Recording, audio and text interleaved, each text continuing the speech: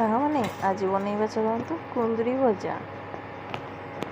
ପ୍ରଥମେ ଆମେ କଡ଼େଇ ବସାଇ ଦେଇକି ଟିକେ ଗରମ ହେଲା ପରେ କିଛି ତେଲ, ତାପରେ ସୋରିଷ, ଜିରା ଆମେ ଫୁଟିବାକୁ ଛାଡ଼ିଦେବା।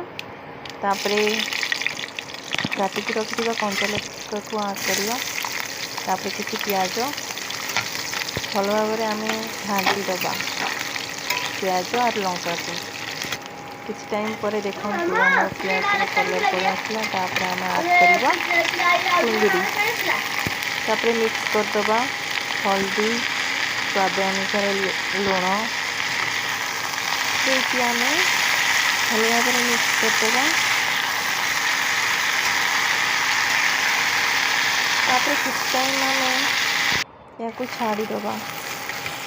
ଦେଖିପାରୁଛନ୍ତି ସାଙ୍ଗମାନେ ଏଇଟା ପୁରା ଆମର କୁନ୍ଦୁରି ଭଜା ସିଝି ଯାଇଛି, ରେଡ଼ି ବି ହୋଇଯାଇଛି।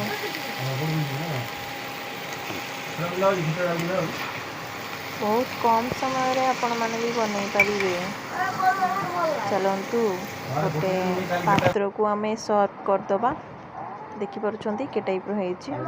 ଆପଣମାନେ ବି ନିଶ୍ଚୟ ଟ୍ରାଏ କରିବେ।